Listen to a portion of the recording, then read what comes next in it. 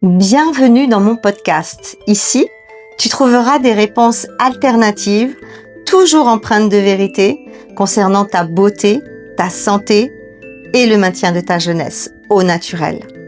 Moi, c'est Carole de l'univers Beautyloge. 38 ans d'expérience professionnelle au service de la beauté et du bien-être des femmes. Je te souhaite une bonne écoute. Alors aujourd'hui, j'ai choisi de traiter la bonne association alimentaire parce que j'ai beaucoup de questions là-dessus et c'est vrai que même si c'est une pratique qui existe depuis très très très longtemps, ben elle revient un petit peu sur le devant de la scène ces dernières années parce que elle est plus pertinente que jamais. Pourquoi elle est plus pertinente que jamais? Parce que on est arrivé à des niveaux de saturation alimentaire, on est arrivé à un niveau de qualité alimentaire médiocre. On est arrivé à un épuisement général des systèmes et des feux digestifs de chaque individu. Et c'est vrai que le monde a tellement changé ces 20 dernières années en termes d'alimentation, en termes de conditions de vie, en termes de soumission aux produits chimiques. On est soumis à des charges chimiques de tous les côtés. Et ben on se rend compte que qu'est-ce qui trinque en toute première ligne, c'est le système digestif de chacun. On ne peut plus se nourrir aujourd'hui, ne serait-ce comme nos grands-parents. C'est terminé parce que voilà, on est dans un état de fragilité digestive due au stress et due à 1000 facteurs qui ne nous permet plus aujourd'hui de manger le bon gros repas du dimanche fait par mamie, absolument délicieux, qui mélange un petit peu tout et qui a cuit pendant des heures. Alors je dis pas qu'il faut plus, heureusement de temps en temps on peut craquer et puis on peut quand même se faire plaisir, en tout cas au niveau des papilles, même si ce qu'on mange n'a plus aucun intérêt nutritionnel parce que cuit beaucoup trop longtemps. Mais ici l'objectif c'est pas de dire faut plus rien manger, faut faire comme ci, faut faire comme ça.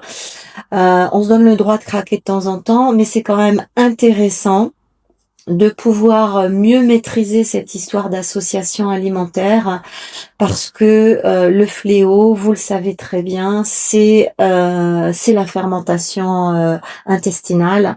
Et cette fermentation intestinale, elle fait des ravages, elle crée des problématiques incroyables, elle engendre beaucoup d'intolérances alimentaires qui se manifestent sous des formes tellement diverses et variées qu'on a du mal à les repérer, qu'on a du mal à faire le lien avec ce qu'on vient de manger. Et donc je crois qu'aujourd'hui avoir une vision beaucoup plus claire sur comment je peux manger. Finalement aujourd'hui, le comment je peux manger mieux est beaucoup plus important que qu'est-ce que je peux manger de mieux, parce que je crois que sur cette deuxième question,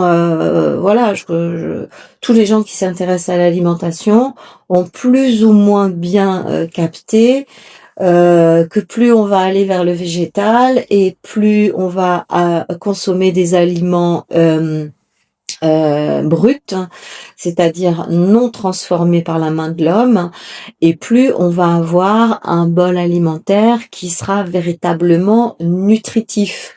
Et voilà, des cours et des conseils sur l'alimentation, il y en a à gogo. Bon, à la fin, il y en a tellement qu'on sait plus quoi faire, ça aussi je vous l'accorde, mais aujourd'hui, on sait tous et toutes quels sont les bons aliments et les pas bons aliments. Maintenant, la question c'est déplacer, c'est-à-dire comment les manger et quels sont ceux qui me conviennent à moi. Parce que il n'y a pas une approche alimentaire qui puisse être intéressante pour chaque individu. J'ai déjà abordé la question sur le canal. Il faut que chacun puisse un petit peu faire ses tests et mener son enquête pour savoir qu'est-ce que son métabolisme, qu'est-ce que son feu digestif est capable d'encaisser et qu'est-ce qu'il ne veut absolument pas. Et ça peut se trouver que à titre individuel. Donc, voyez déjà la complexité de la chose. Alors, la bonne association alimentaire. Déjà, pourquoi on doit faire des bonnes associations alimentaires? Ben justement pour éviter cette foutue fermentation intestinale. Parce que il existe quand même une loi, une règle, je veux dire, ce qui se passe dans le corps, ce qui se passe dans le digestif, c'est pour tout le monde pareil, homme, femme, petit, grand, quelle que soit la race et la couleur de peau, le digestif va fonctionner de la façon suivante. En fait, il faut considérer que dans l'alimentation, il y a deux grandes familles. En tout cas, moi, c'est ma vision. Hein. Encore une fois, je suis pas du tout en train de dire que j'ai le Graal. Je suis simplement en train de partager ma vision, mes croyances et mon expérience et l'expérience que les centaines de clientes ont fait et m'ont rapporté par rapport à ces fondements-là. Donc, ces fondements, ils m'appartiennent pas, je les ai appris. Je les ai appris il y a 24 ans, j'avais 24 ans.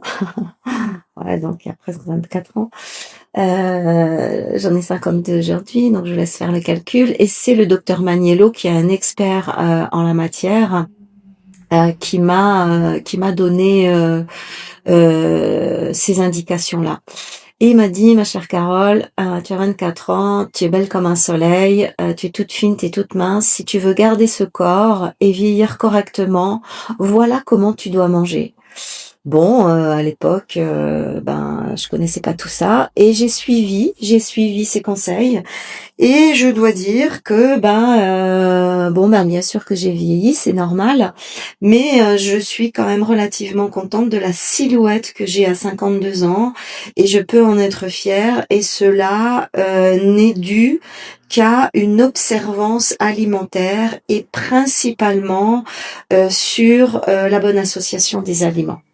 Alors, les deux grandes familles dont je vous parle sont les hydrates de carbone, c'est-à-dire toute la famille des féculents, les céréales en première ligne, et les protéines, et particulièrement les protéines animales. Voilà les deux grandes familles qui sont malheureusement la base alimentaire de l'alimentation moderne. Quand je dis moderne, c'est ces 50 dernières années, suite à l'industrialisation alimentaire. Alors, ces deux grandes familles, qu'est-ce qui se passe? Pourquoi ça fermente quand on les mélange? Eh bien, en tout premier lieu, les féculents, les hydrates de carbone, ont besoin impérativement d'un milieu basique pour être digérés, c'est-à-dire un pH qui va se situer entre 7 et 9.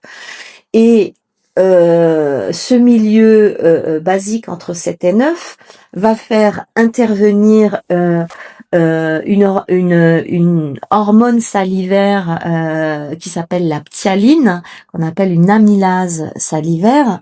Et la ptyaline est sécrétée notamment dans la salive. Et c'est la ptyaline qui va prendre en charge le bol alimentaire des hydrates de carbone, donc des féculents, avec un pH de 7 à 9, obligatoire.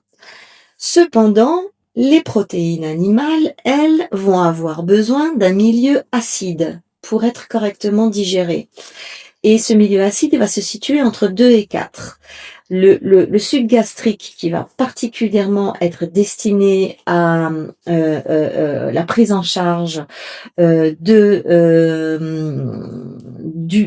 protéines animales, c'est la pepsine. C'est un sucre gastrique vraiment spécifique pour la protéine.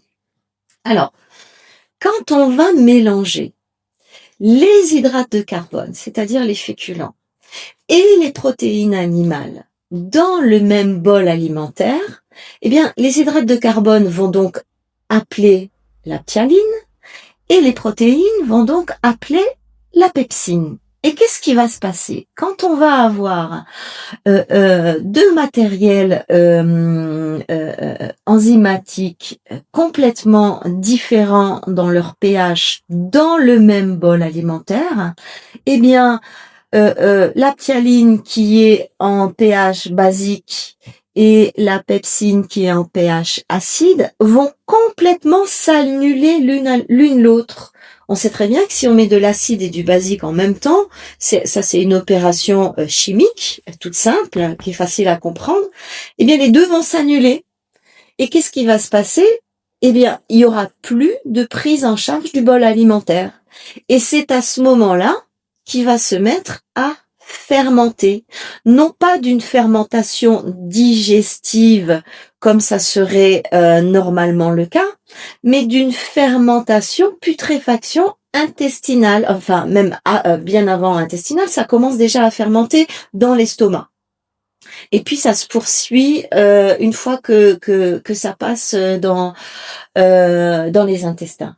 Donc dès que vous mangez, dès que vous mélangez ces deux familles alimentaires, faites le test, vous allez voir, c'est tout simple.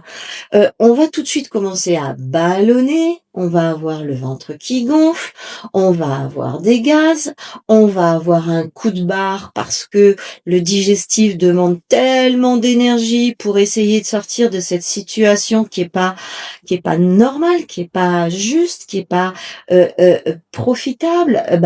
Qu'est-ce qui se passe? Toute l'énergie est rappelée dans le digestif et puis la personne se fait un coup de barre hallucinant à chaque fois qu'elle a terminé de manger un repas qui n'est pas dissocié. Et si mes mots résonnent avec toi, sache que mes actions pourront vibrer encore plus. Pour cela, rejoins-moi dans mon Gold Pratique, le laboratoire de la beauté holistique, un lieu unique et tellement transformateur. Le lien est sous la vidéo. Alors, voilà qu'est-ce qui se passe. Alors, malheureusement, qu'est-ce que ça va produire, cette fermentation intestinale? C'est là que les problèmes commencent, c'est que ça va produire de l'alcool. Ça va produire de l'acide chlorhydrique, ça va produire des acides pyruviques comme les scatols, les indoles, les phénols, ça va produire de l'hydrogène et tout ça va être véhiculé dans le sang, tout ça va être véhiculé dans tous les tissus, dans tous les organes, ça va créer de l'inflammation au niveau hépatique, ça va fabriquer de la graisse viscérale, ça va fabriquer de la graisse abdominale, ça va fabriquer une inflammation généralisée du corps, ça va créer des intolérances alimentaires diverses et variées qui sont tellement spécifique à chaque individu, comme je vous disais tout à l'heure, que on va avoir du mal à comprendre que cette problématique est liée à la fermentation intestinale et liée à l'intolérance alimentaire. Tout ça va s'imbriquer, créant des tableaux de mal-être indescriptible et incompréhensible déjà par la médecine classique, ça c'est sûr, mais surtout pour l'individu lui-même, parce que on a quand même un système de guidance à l'intérieur de nous, on a quand même une intuition, on a quand même des choses qui nous parlent, même si on n'a pas l'habitude d'être connecté à ce système de guidance. Tiens, je vous ferai un audio sur le système de guidance. Même si on n'a pas l'habitude, on sent bien qu'il y a un truc qui va pas. On sent bien qu'il y a quelque chose qu'on fait pas juste. On sent bien que le corps nous donne 1000 alertes, mais que on n'arrive pas à décrypter et surtout on n'arrive pas à y répondre. Pourquoi? Déjà parce que on est vissé dans nos croyances et on est vissé dans nos addictions. Et que même si intuitivement il y a quelque chose, il y a le système de guidance qui nous dit ouais, s'il te plaît, arrête de manger ça. Mais on se dit non, certainement pas, je vais quand même pas arrêter de manger du pain, je vais quand même pas arrêter de manger mon fromage que j'adore. ben zut alors, mais alors on peut plus rien bouffer, mais alors je suis révoltée, et puis alors non, je suis pas d'accord, et puis il faut bien vivre, et puis déjà je fais pas ça, si en plus je peux pas m'en mettre plein la lampe à midi, mais alors la vie ne vaut plus la peine.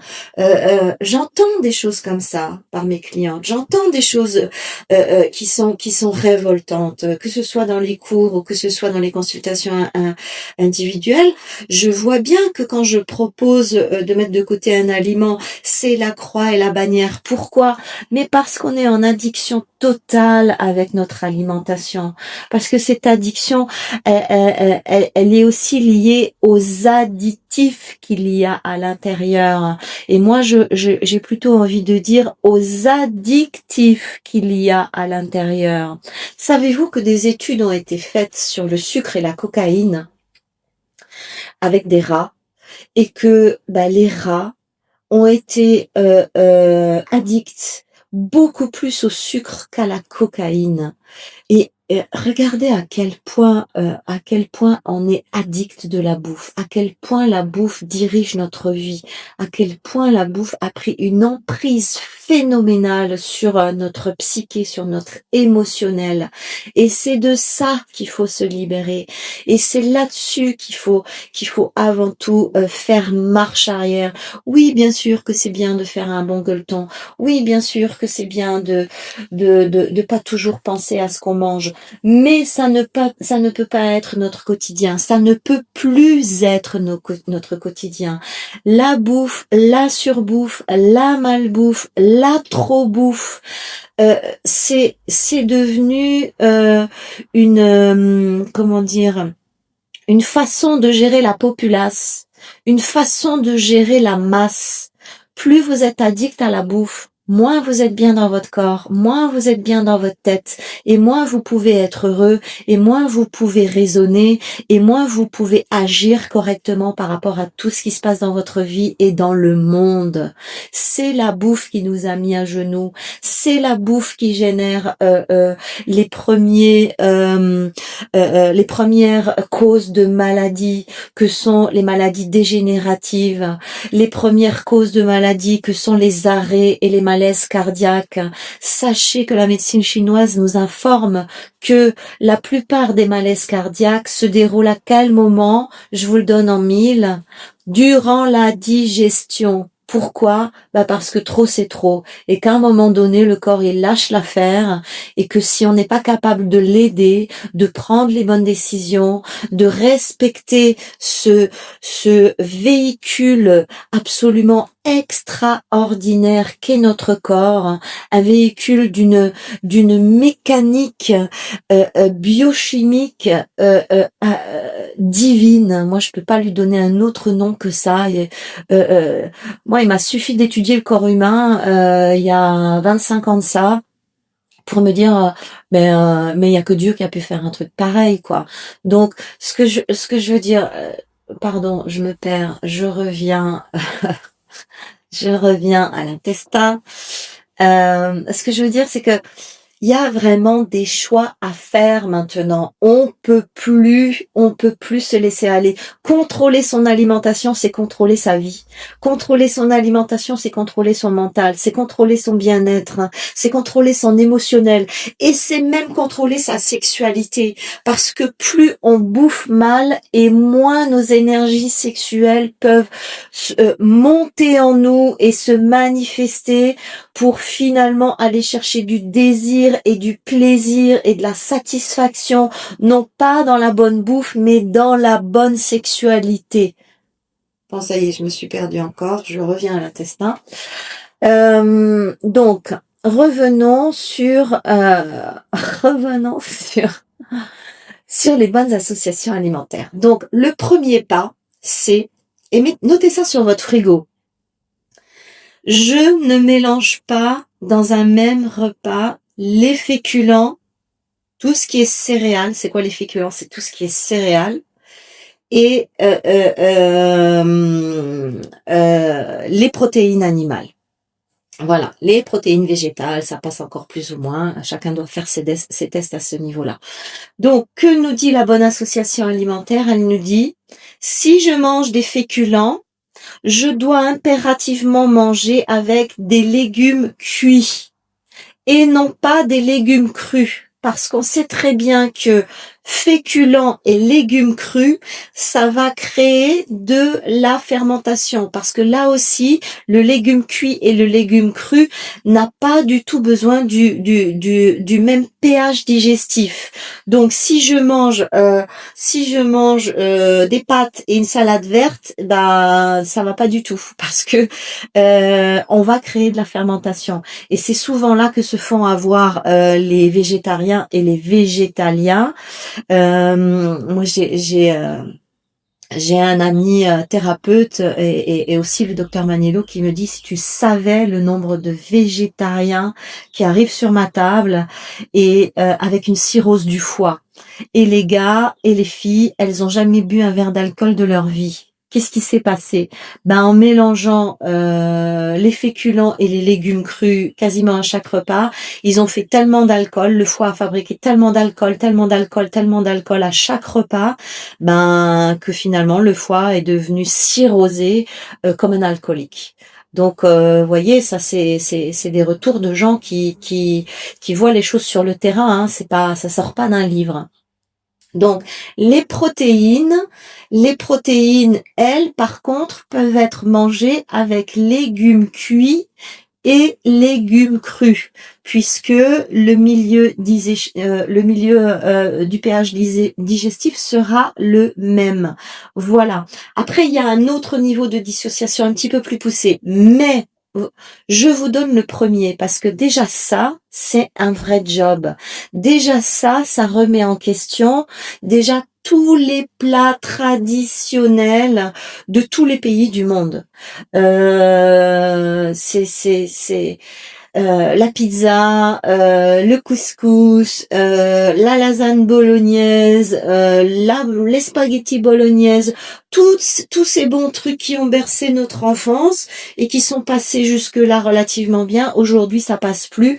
Et faites-en une expérience.